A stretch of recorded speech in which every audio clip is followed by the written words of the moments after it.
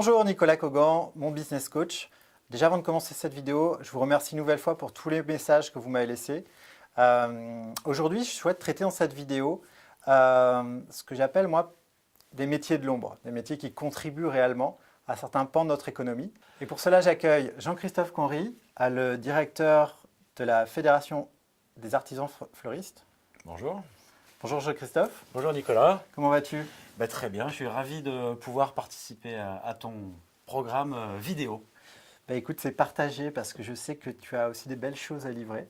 Parce que je crois qu'on ne devient pas directeur d'une fédération qui protège les intérêts d'une profession comme ça, en sortant d'école. Ce n'est pas un projet quand on a 14 ans. Est-ce que tu peux nous parler un petit peu de ton parcours ? Oui, tu as raison Nicolas de souligner l'importance du parcours. Au-delà d'un parcours d'une dizaine d'années en cabinet d'avocat, donc lié sur la promotion des problématiques juridiques, j'ai eu la chance après d'intégrer la société Interflora. Oui, on s'est rencontrés, on peut le dire. On s'est rencontrés à cette occasion-là. Et tu parles de métier d'ombre. Et donc, de par mon passage chez Interflora, le président de la fédération m'a demandé, c'est une fédération modeste, ambitieuse, mais modeste, et il voulait intégrer dans son équipe de fleuristes bénévoles quelqu'un qui s'occupe des affaires courantes, mais qui aussi amène un second souffle à la fédération, puisque nous sommes dans une logique de représentativité professionnelle depuis quelques années, et notamment encore pour l'année prochaine, qui est une étape importante pour nous.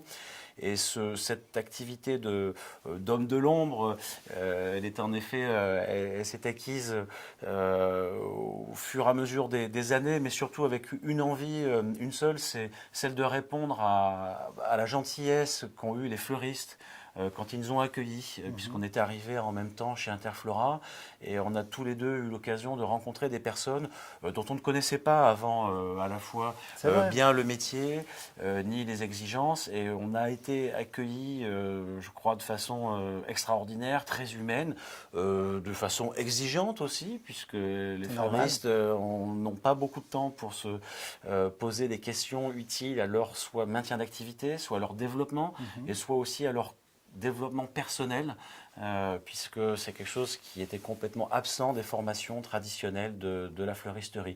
Donc voilà, cette partie de l'ombre, elle est vraiment surtout une partie de service, je crois, et de reconnaissance des professionnels qui nous font confiance. C'est vraiment dans cet esprit-là, en tout cas, que je l'ai abordé. Avant de revenir sur cette fonction-là, chez Interflora, tu occupais quel rôle ? Alors, la fonction était celle de secrétaire général du réseau, c'est-à-dire que contrairement, alors pas contrairement, mais de façon complémentaire à ton activité à toi de directeur régional, c'était une activité complémentaire où il fallait animer là aussi des structures départementales, régionales, qui organisaient soit de la formation, on en a touché un petit mot tout à l'heure, soit des compétitions, ça continue aujourd'hui, des compétitions de fleuristes, et des réunions un peu plus statutaires, on va dire, d'assemblée générale, de missions d'information aussi.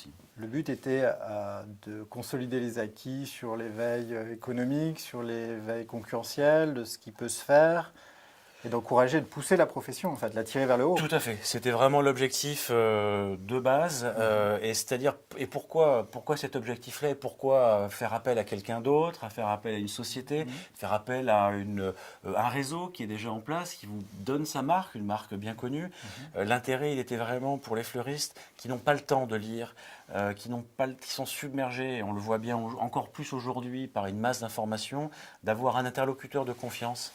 Un interlocuteur de confiance qui amène les 2 ou 3 points, qu'ils soient juridiques, qu'ils soient sociaux, qu'ils soient business, qu'ils soient commerciaux, qu'ils soient même parfois logistiques, puisqu'on avait tout un tas de questions. Je crois que l'important était de pouvoir faire en vis-à-vis une synthèse de toutes ces questions importantes pour le chef d'entreprise, afin que lui puisse décider après de là où il voulait mettre le curseur de sa réussite. Le terrain, la proximité, le service. Tout à fait. Bon, la bonne équation. J'espère, après, en tout cas, c'est celle que l'on connaît, il peut y en avoir d'autres, mais la notion en effet, de service, d'être à l'écoute, On est issu sans doute d'une génération qui avons lu des livres de management, des livres de marketing. S'il y a des jeunes qui regardent cette vidéo, il faut contrer ça, il faut faire une riposte à ce Voilà. qu'elle raconte. Hein. C'est important. Voilà, exactement, puisque ce n'est pas dans les livres on peut en avoir une idée. Et pour en avoir lu des dizaines et des dizaines, la seule vraie école, c'est celle de pouvoir discuter avec des partenaires de confiance et celle de pouvoir voir sur le terrain véritablement quels sont les points auxquels les uns les autres n'ont pas pu penser et sur lesquels on peut leur amener soit une valeur ajoutée, soit peut-être parfois juste un confort, de les conforter dans leur choix.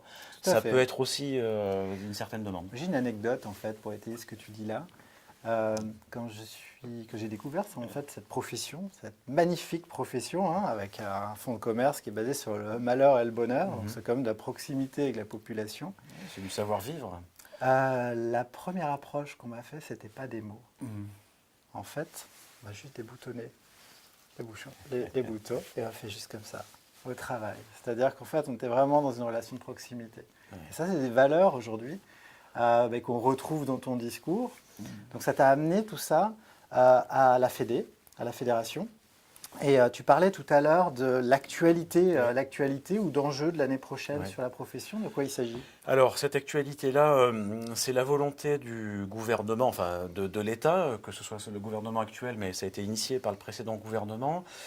C'est basé en fait sur le paritarisme à la française. Le paritarisme à la française, c'est ce qui permet justement, notamment à des artisans, fleuristes, indépendants, mais il y a plein d'autres professions comme ça, de s'appuyer sur, d'être représentatif, d'avoir la capacité de pouvoir négocier si besoin, ou en tout cas de pouvoir au moins parler, d'avoir une oreille attentive, reconnue et officielle auprès de l'État pour faire valoir des questions qui ne sont pas anodines. Aujourd'hui, les grandes questions, au-delà de la question de la représentativité, c'est-à-dire de la mobilisation syndicale, puisque c'est ça dont il s'agit, c'est une mobilisation syndicale, c'est un accord pour dire oui, on fait confiance à 2 ou 3 collègues fleuristes bénévoles pour porter devant l'État des dossiers. Ces dossiers, aujourd'hui, ils sont la reconnaissance de la femme, du conjoint collaborateur, ce qui n'existait très peu dans les textes, mais qui va changer. C'est aussi la reconnaissance de l'égalité salariale avec les femmes, la reconnaissance du travail fait par les salariés, par ses collaborateurs ou gérants. Voilà, ce sont des questions comme ça qui se posent aujourd'hui. C'est la défense, notamment des savoir-faire traditionnels que représentent les fleuristes par rapport à une forme de concurrence, on va dire, omnicanal aujourd'hui, pour n'accuser personne, où en effet un fleuriste va se retrouver face à 10 concurrents. Ça peut être le vendeur de fleurs à la sauvette, ça peut être une grande surface, ça peut être une autre activité. Internet aujourd'hui bouleverse votre marché ou pas? Alors Internet en termes de prise de commande bouleverse bien sûr bouleverse le marché dans le sens où la commande elle est beaucoup plus normée. La prise de commande, pour comprendre, c'est ce qu'on appelle la transmission florale ou...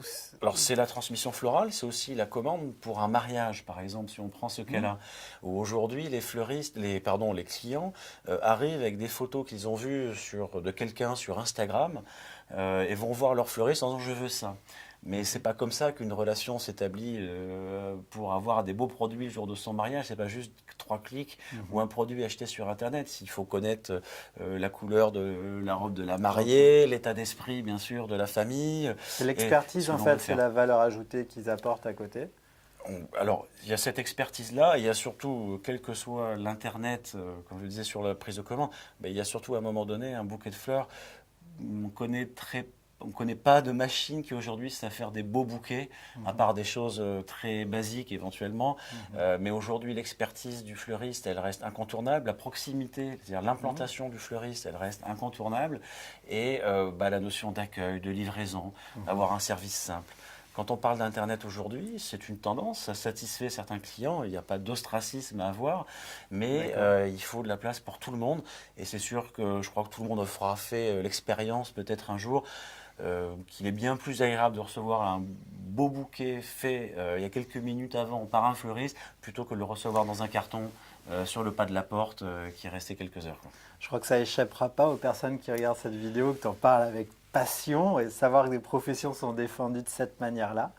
Je me souviens d'une époque où il y avait un grand débat sur la TVA au niveau du métier des fleuristes. En fait, c'est ce même type de chantier, si je peux parler comme ça, qu'aujourd'hui la Fédé porte avec l'appui du terrain, des bénévoles, et voilà. Tout à fait, on est juste une caisse de résonance et on essaye d'aider les uns et les autres à formuler les dossiers et à les porter devant l'administration. En l'occurrence, l'administration fiscale, on est actuellement encore en relation avec eux, puisque même si la fédération avait pu négocier il y a près de 10 ans maintenant les principaux taux de TVA normaux et réduits qui ont pu changer d'échelle, mais ces différents taux existent toujours. Et dans le cas de contrôle fiscal, j'avais encore hier en ligne quelqu'un, le responsable d'un réseau de transmission florale en l'occurrence, mais qui a aussi des magasins, qui est fleuriste lui-même, qui avait un contrôle fiscal et qui se trouvait pourtant quelqu'un qui connaît les taux, la réglementation, et qui se trouvait face à une inspectrice de l'administration fiscale qui fait son travail, mais qui n'avait pas les bonnes informations. Et c'est par exemple dans ce cas-là où on est allé voir Bercy pour essayer d'apporter des précisions sur des taux de TVA applicables, notamment, malheureusement, sur des produits deuil, pour que quand même la mémoire des disparus puisse être honorée de la meilleure façon possible sans que ça vienne gréver de façon inconsidérée encore plus le poste du souvenir de ces familles-là. Ça m'amène à une question en fait, Jean-Christophe. C'est aujourd'hui, quand des décisions sont prises, est-ce qu'il y a des structures qui sont organisées aujourd'hui pour accompagner sur le terrain là, directement l'artisan fleuriste qui ne va pas avoir nécessairement le temps, qui va être entre ses achats, son management, sa veille concurrentielle, si on peut parler comme ça, en tout cas sa veille réglementaire sur sa fiscalité. Sur les questions de droit social. Sur les questions de droit social. Là, aujourd'hui, est-ce la fédération ou un réseau a ses limites là-dessus, ou il y a vraiment une démarche individuelle de l'entrepreneur de se former? Bon, comme pour toute écoute, comme pour toute forme d'écoute et d'apprentissage, il faut véritablement qu'il y ait un terrain propice avant que ce message-là passe. On le voit bien, on peut écrire, communiquer, voir énormément les uns et les autres. Ce message-là, s'il n'est pas répété, même s'il n'est pas publicitaire, mais s'il n'est pas répété, s'il n'est pas exprimé parfois de façon différente, il n'est pas entendu. Et c'est là où, en effet, le contact direct, il est essentiel, parce que sinon, il passe vraiment à côté. Parfois, il n'est pas compris, parce que les réglementations en droit social, c'est compliqué à comprendre, à appliquer. Il y a différents types de codes du travail, de la consommation, du commerce qui s'appliquent. C'est une question. Donc, pour répondre un peu plus directement à ta question, je pense qu'il y a cette attente-là que l'on a pu mesurer au travers d'études récentes sur les attentes en termes de formation.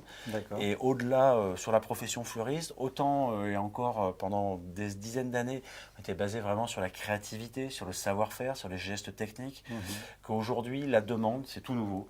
La demande, elle émerge véritablement pour un savoir-faire, en effet, de management et de marketing. Donc du savoir-être, là, quelque part. Peut-être de savoir-être, de savoir gérer, de ne pas se retrouver tout seul.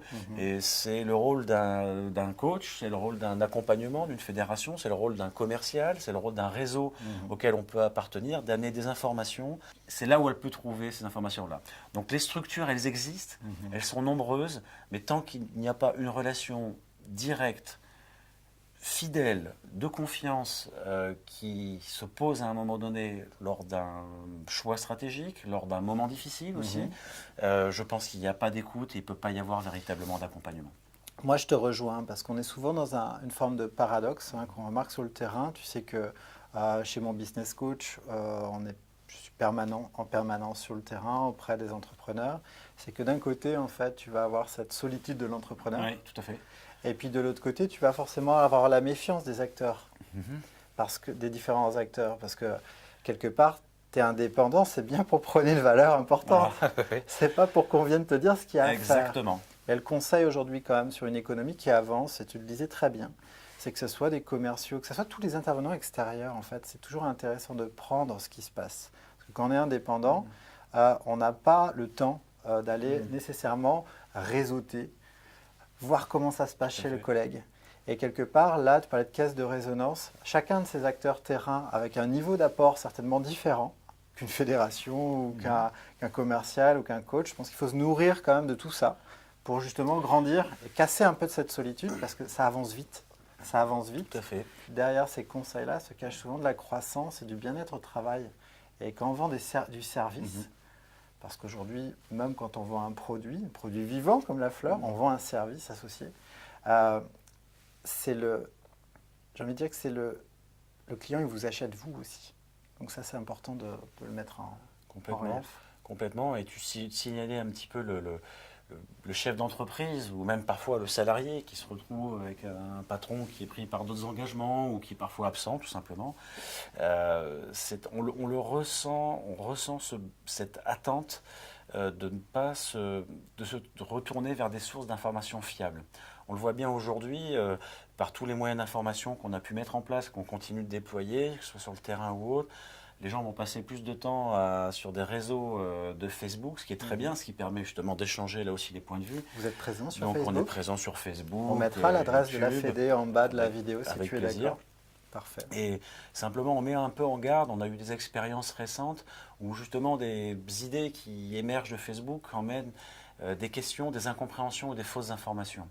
Et aujourd'hui, on essaie de se placer aussi dans cette optique-là. C'est de la fake news ou c'est de la déformation qui arrive derrière ? C'est de la déformation, puisque bon, il n'y avait pas d'enjeux phénoménaux sur des questions, sur les questions qu'on a pu avoir à traiter. Mais par exemple, en effet, juste de reprendre une information un peu courte, de ne pas prendre le temps de la lire jusqu'au bout et juste de mettre quelques mots sur des réseaux sociaux, ça peut créer un l'émoi dans toute une profession. Il a fallu qu'on le fasse. C'était à l'occasion d'un reportage sur M6 au sujet de la Saint-Valentin, où les fleuristes, après des années, il faut bien le dire, quand même, de reportages qui avaient été faits, qui ne parlaient pas trop des fleuristes, qui parlaient plutôt des ventes à part, ou le fait de dire qu'un fleuriste, qu'un bouquet de fleurs, c'est cher, ou que c'est du commerce, il faisait du mal à la profession. Et le jour où il y a eu un petit mot plus méchant que les autres, qui n'était pas lié d'ailleurs au fait du journaliste, qui était juste la synthèse d'un article dans un programme télé. On a toute une fronde qui est partie sur cette émission. La fédération là a joué son rôle de vérification, de s'assurer aussi auprès des journalistes qu'il n'y avait pas de fausses informations qui étaient données ou qu'il n'y avait pas de propos diffamatoires, et surtout de calmer la profession pour leur dire écoutez, voilà d'où vient cette information, on vous assure, on a eu l'assurance que ça n'est pas traité, donc faites confiance à des interlocuteurs qui sont au courant, qui prennent le temps d'analyser les questions, plutôt que d'envoyer des informations très très vite sur des réseaux. Même s'il ne faut pas négliger l'apport de ces réseaux aujourd'hui. Je comprends tout à fait. Pour finir, Jean-Christophe, j'ai une dernière question. La société Mon Business Coach que je représente s'inscrit dans une démarche, en tout cas de société responsable, en reversant 1% du chiffre d'affaires annuel à des organisations environnementales. Et je sais que tu parlais d'M6 tout à l'heure avec des reportages, des fois à charge. Ça concernait également l'approvisionnement du marché des fleurs. Est-ce qu'aujourd'hui, on voit une tendance sur l'approvisionnement, sur des circuits courts ou du marché local? Est-ce que c'est quelque chose qui évolue dans ce sens ou on est vraiment sur un mix d'approvisionnement global sur le marché français? Alors oui, tu as raison de poser ces questions-là, Nicolas. Et c'est vrai qu'en plus, les fleuristes et beaucoup de nos clients, et aujourd'hui, et je crois que tout citoyen aujourd'hui est conscient de ces problématiques-là. Et le fait de participer à des programmes solidaires, c'est vraiment une bonne chose.